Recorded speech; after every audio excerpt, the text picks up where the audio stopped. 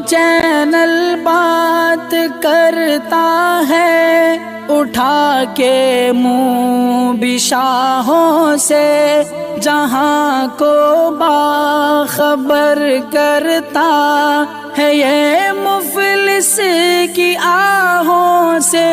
नाज़रीन गिरामी अस्सलामु अलैकुम वरहमतुल्लाहि वबरकातुहू।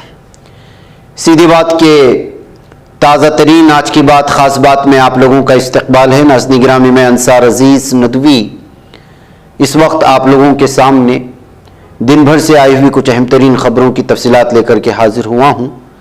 तमहीदी तफसीलात में जाने से पहले आपको इत्तला कर दूँ कि आज के दोनों प्राइम टाइम शाये हो चुके हैं, जिसमें अहम तरीन ख़बरों पर तबसरा हुआ है।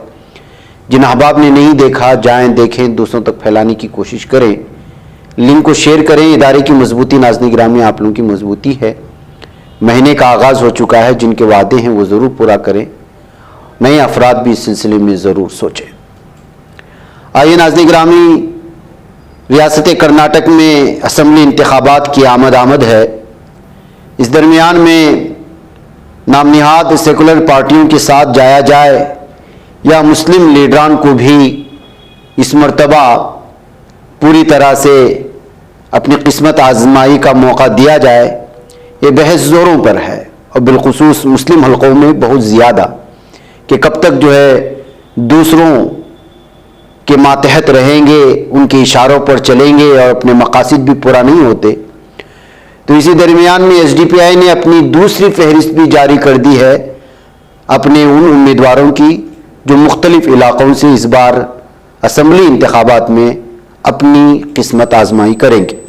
उसमें डॉक्टर विजय एम गुंट्राल को हुबली से चुना गया है, तो शाफी बल्लारे को पुत्तूर से, अब्दुर्रहीम पटेल को गुलबर्गा से और रियाज फिरंगीपेट को मंगलूर यानी उल्लाल से, अंगड़ी चंद्रू को मोड़ीगिरी से, तो यमनप्पा गुंडाल को तेरदाल से, अताउल्ला द्राक्षी को बीजापुर शहर से, सैयद इसहाक हुसैन को रायचूर से, तो अमीन मोहसिन को मड़केरी से।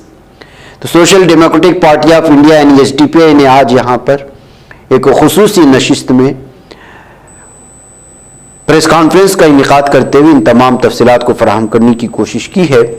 आइए आज के उनके प्रेस कॉन्फ्रेंस की मुख्तसर सी झलकियाँ देख करके फिर लौटते हैं। अभी हमारे पार्टी आइडियोलॉजी सभी के पास गया है, सभी को हमारे आइडियोलॉजी की मैसेज पहुंचा है और हम लोग किस एजेंडे पे काम कर रहे हैं सबको समझ में आया है। इसमें दलित, मुसलमान, क्रिश्चियन और बाकी माइनॉरिटी सभी की एजेंडे को हम लोग एड्रेस कर रहे हैं। सारे एजेंडे को हम लोग एड्रेस कर रहे हैं। सिर्फ माइनॉरिटी एजेंडा, सिर्फ दलित एजेंडा ऐसा नहीं है। देश में जो भी एजेंडा है ये सभी एजेंडे को हम लोग एड्रेस कर रहे हैं।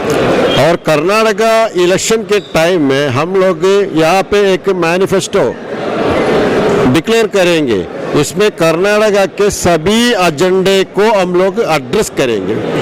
उसमें क्या क्या है, हमारे पार्टी इसके राय इसमें क्या है, ये सभी एड्रेस करेंगे। काम तो फील्ड पे उतरना है, हमारा काम लड़ना है। ये जो फाइट है डेमोक्रेसी में, ये फाइट बहुत इम्पोर्टेंट है क्योंकि हम मानते हैं कि इंडिया जो कि एक बहुत बड़ी डेमोक्रेटिक कंट्री है, तो उस डेमोक्रेसी की जो पिलर्स हैं उनमें से एक सबसे बड़ा पिलर है opposition party. And at present in India SDPI is playing that role of opposition, honestly speaking, ठीक है। क्योंकि हम क्या देख रहे हैं कि जो पावर का मिसयूज इस वक्त हो रहा है, जो पॉलिटिकल सिनेरियो है, उसके ऊपर कोई चेक, कोई बैलेंस नहीं है। वो काम इस वक्त SDPI कर रही है। हमें इस बात से कोई सरोकार नहीं है कि हमारा रिजल्ट क्या होगा। हमें इस बात से ज्यादा सरोकार है कि हम कितने पैट्रियोटिक हैं, हमें इस मुल्क का कितना कंसर्न है। उस फिक्र के तहत हम अपने कैंडिडेट्स उतार रहे हैं क्योंकि हम इस मासूम जनता को जो जुल्म अभी इस वक्त सह रही है, हर तरह का जुल्म सह रही है, चाहे वो पॉलिटिकल सियासत में भी जुल्म हो रहा है, सोशली तो हम देख ही रहे हैं कि किस तरह से मुआशरे में लोग जो है वो पीड़ित किए जा रहे हैं, प्रताड़ित किए जा रहे हैं, प्लस इसके अलावा इकोनॉमिकली भी, इमोशनली, साइकोलॉजिकली जिस तरीके से इस वक्त हिंदुस्तान की जनता सफर हो रही है, हम ऐसे में अपनी जिम्मेदारी समझते हैं कि हम आज अपने मुल्क के लिए क्या कर सकते हैं। So we are the actual patriotic. We SDPI is not for career. We are here are for the cause. ये आज का लीडरशिप समिट जो था वो इस बात का सबूत है कि हम आज यहाँ मिलके अपने लीडर्स को ना सिर्फ मोटिवेट कर रहे हैं बल्कि हम इस बात की फिक्र कर रहे हैं और ये सोच रखते हैं कि आने वाले दिनों में हिंदुस्तान में पॉलिटिक्स जो है वो आम जनता को किधर लेके जाएगी, क्योंकि सियासत जो होती है वो डेमोक्रेसी में एक रीढ़ की हड्डी की तरह होती है। अच्छी सियासत लोगों को प्रोग्रेस देती है और मुल्क को डेवलप करती है। ये प्रोग्रेस, ये डेवलप हम समझते हैं कि 2014 से कतई खत्म हो गई है। तो अपनी उसी जिम्मेदारी को समझते हुए हम आज इलेक्शंस में उतर रहे हैं। हमें उम्मीद है कि हमने काम किया है तो जनता हमें जरूर सपोर्ट करेगी और इसके अलावा सपोर्ट के अलावा भी हम जो एक माशरे में अच्छा पैगाम दे सकते हैं, अवेयरनेस, पॉलिटिकल अवेयरनेस। मैं समझती हूँ आज एक वक्त की रोटी ना मिले मगर पॉलिटिकल अवेयरनेस होना इतना ज़्यादा इंपॉर्टेंट हो, क्योंकि it's a question of our existence. देखिए एक बात सुनिए, मैंने आपको वैसे सारे जवाब एक साथ दे दिए हैं। जाहिर सी बात है कि जेडीएस हो या कांग्रेस हो या कोई भी और रीजनल पार्टी हो, वो प्योरली पॉलिटिक्स कर रहे हैं। मगर मैंने अभी आपको क्या कहा, हमारी पॉलिटिक्स एक कॉज के लिए है। वो क्या कॉज है? सोशल सिक्योरिटी, सोशल जस्टिस, क्योंकि हमारा नाम ही है डेमोक्रेटिक सोशल पार्टी। हम उसके लिए काम कर रहे हैं। हम सिर्फ ये नहीं चाह रहे हैं कि हम पॉलिटिक्स में अपना कोई कैरियर बनाएंगे, बल्कि हम ये चाह रहे हैं कि हमारी पॉलिटिक्स अब ये डायरेक्शन तय करे कि हिंदुस्तान की जनता एक्चुअली क्या चाहती है। क्या वो ये चाहती है कि सलाखों के पीछे रहे? क्या वो ये चाहती है कि जिंदा जला दिए जाए? क्या लिंचिंग और मर्डर यही हमारी न्यूज होनी चाहिए, या इसके अलावा हम कुछ प्रोग्रेस और डेवलपमेंट चाहते हैं? तो हमारा मकसद क्लियर है, इलेक्शन में उतरना, इलेक्शन लड़ना, सियासत में एज ए पॉलिटिकल पार्टी अपने आप को स्टैब्लिश करना, और जाहिर सी बात है जब हम पावर का हिस्सा बनेंगे तो हम सोशल जस्टिस के लिए काम कर सकेंगे। नई सियासी तारीख रकम करने, अपनी पहचान बनाने, फिरकावारियत खत्म करने और कौमी इत्तेहाद पैदा करने के लिए हमारी पार्टी से हाथ मिलाइए और मेंबर बनिए। स्क्रीन पर दिए जा रहे नंबर्स पर मिस कॉल दें। नाज़रीन गिरामी, होली से पहले सिलेंडर की कीमत में इजाफे को लेकर कांग्रेस ने मोदी हुकूमत को तनकीद का निशाना बनाया है। कांग्रेस सदर मल्लिकार्जुन खड़गे, party general secretary Priyanka Gandhi के बाद अब कांग्रेस तर्जुमान गौरव वल्लभ ने इस सिलसिले पर मरकज की तनकीद की है। राजधानी दिल्ली में प्रेस कॉन्फ्रेंस के दौरान उन्होंने कहा कि मित्रकाल में बड़ी बेरहम हो गई मोदी हुकूमत। रसोई गैस 1100 तो कमर्शियल सिलेंडर 2100 के पार हो गए। अपने मित्रों पर खूब बरसाए प्यार और मुल्क की आवाम करे महंगाई से हाहाकार। उन्होंने मजीद कहा कि मोदी जी ने आवाम को होली से 7 दिन पहले तोहफा दिया। मोदी जी नहीं चाहते कि लोग होली पर अपनी रसोई में कुछ बनाए, वो ये भी नहीं चाहते कि वो बाहर से खरीदें। नाज़रीन गिरामी, ग्वालियर में एक नाबालिग बॉयफ्रेंड का अपनी नाबालिग गर्लफ्रेंड से ब्रेकअप हुआ तो इंतकाम की खौफनाक तस्वीर सामने आई है। लड़के ने लड़की के घर पर बम फेंक दिया, धमाका हुआ और घर में रखा कुछ सामान जल गया। गनीमत यह रही कि कोई बड़ा हादसा नहीं हुआ। लड़की शिकायत पर लड़के को गिरफ्तार कर लिया गया। लड़की की शिकायत पर ग्वालियर में 15 साल की गर्लफ्रेंड ने 17 साल के बॉयफ्रेंड से ब्रेकअप कर लिया था। नाराज बॉयफ्रेंड ने उसको दिन में धमकी दी कि शाम को तुम्हें ट्रेलर दिखाऊंगा, और फिर बॉयफ्रेंड ने अपनी गर्लफ्रेंड के घर जाकर पेट्रोल बम फेंक दिया। गनीमत यह रही कि कोई बड़ा हादसा पेश नहीं आया। तो नाज़रीन गिरामी, किस तरह से मोहब्बत में नाकामी क्या कुछ करा रही है। उम्र देके और धमकी देके कि ट्रेलर दिखाऊंगा, और रात में घर जाकर के बम भी फेंक दिया। इधर ऐसा एक मामला पेश आया है कर्नाटक में, बेंगलुरु के मुरुगेश पाल्या इलाके में वाक़े एक 26 साल की आंध्रा से ताल्लुक़ रखने वाली खातून को उसके दफ्तर के बाहर खुलेआम उसके अजनबी आशिक ने मुबैना तौर पर चाकू से वार कर दिया। मुबैना तौर पर खातून के अफराद खानदान जात की ऊंच नीच अफरक की वजह से उसकी शादी के खिलाफ थे। बेंगलुरु ईस्ट डिवीजन के डीसीपी ने कहा कि आंध्र प्रदेश के क्यानाडा की रहने वाली लीला पवित्रा नलामती को मंगल की शाम उसके 28 साल आशिक दिनाकर बनाला ने उससे शादी करने से इनकार करने पर 15 से ज्यादा बार चाकू घोंप करके वार किया और उसको हलाक कर दिया। नाज़रीन, अखिल भारतीय अखाड़ा परिषद के सरबराह नरेंद्र गिरी को मुबैना तौर पर खुदकुशी के लिए उकसाने के इल्जाम में गिरफ्तार आनंद गिरी को सुप्रीम कोर्ट से मायूसी हाथ लगी है। सुप्रीम कोर्ट ने आनंद गिरी की जमानत अर्जी को खारिज कर दिया। अदालत ने इलाहाबाद हाईकोर्ट के फैसले को बरकरार रखते हुए कहा कि हाईकोर्ट के फैसले में मुदाखलत की वजह नजर नहीं आती।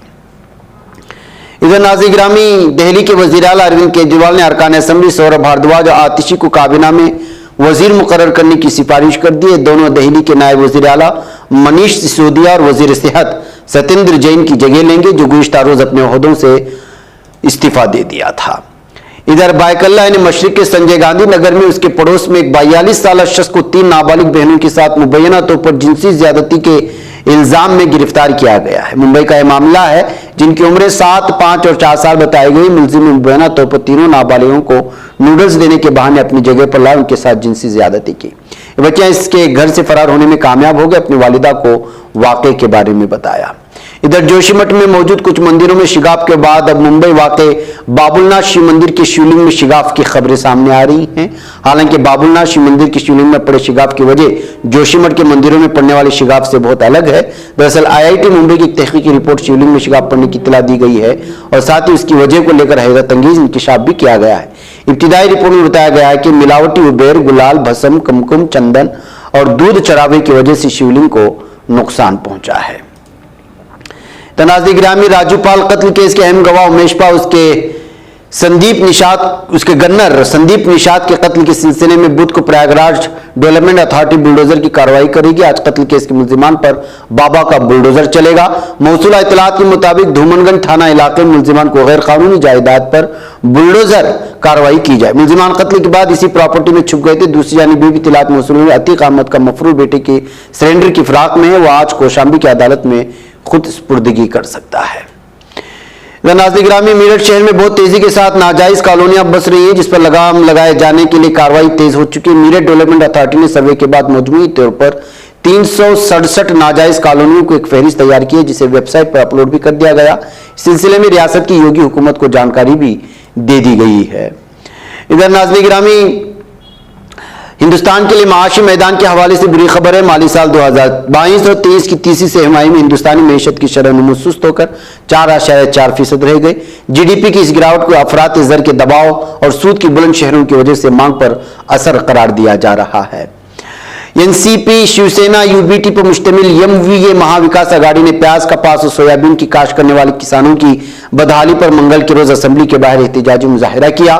खरीद कीमतों में अचानक गिरावट के मद्देनजर रियासती हुकूमत की तवज्जो मरकूज करने के लिए अपोजिशन लीडर ने प्याज की माला पहनकर रियासती हुकूमत की तवज्जो मबजूल कराने की कोशिश की। इधर उत्तर प्रदेश में शहरी तरक्की के महकमे ने कुत्तों के रजिस्ट्रेशन के सिलसिले में तमाम शहरी बल्दियाती इदारों को हिदायतनामा जारी किया है, जिसके मुताबिक रियासत में अपने पालतू कुत्तों के रवैये के लिए अब मालिकान की जिम्मेदार होंगे। रिपोर्ट के मुताबिक अब कुत्ते के मालिकान को बल्दियाती इदारों को यकीन दहानी करानी होगी कि उनके पालतू जानवर से आवाम में कोई परेशानी पैदा नहीं होगी।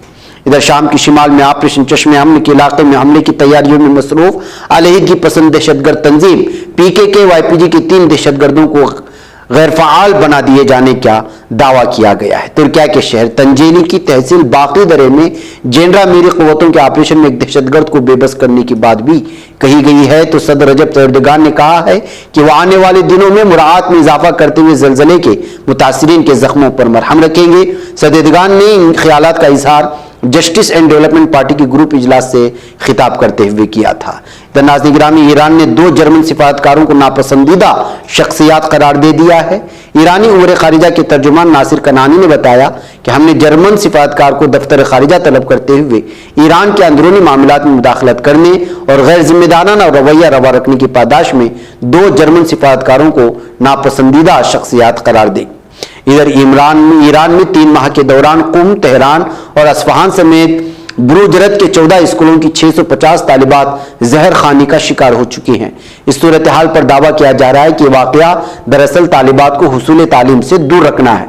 हुकूमती तर्जुमान अली बहादुरी जहरूमी ने बताया है कि जहर खानी की इस वाकई की तफ्तीश के लिए खुफिया एजेंसी उमूर तालीम से ताउन किया जा रहा है। नाज़रीन गिरामी, अक़वाम मुत्तहिदा के सेक्रेटरी जनरल एंटोनियो गुटेरेस ने कहा है कि वो बैरून मुल्क मुकीम इराकियों की वापसी में इराकी हुकूमत की कोशिशों को सराहते हैं। एंटोनियो गुटेरेस ने अपने दौरे इराक के दायरे कार में दारुल हुकूमत बगदाद में इराकी वज़ीर खारिजा फवाद हुसैन से मुलाकात की। मुलाकात के बाद गुटेरेस और हुसैन ने मुश्तरका प्रेस कॉन्फ्रेंस से खिताब करते हुए इन एहसासात का इजहार किया था। नाज़रीन, मुझे इजाजत है। अस्सलामु अलैकुम रहमतुल्लाहि व बरकातहू। चैनल हक निगर बनकर कुचल देता है फितनों को। अगर गंदी हो पॉलिसी तो मरते देख कितनों को। इसी बाजार में बिकते हुए देखा है सपनों को।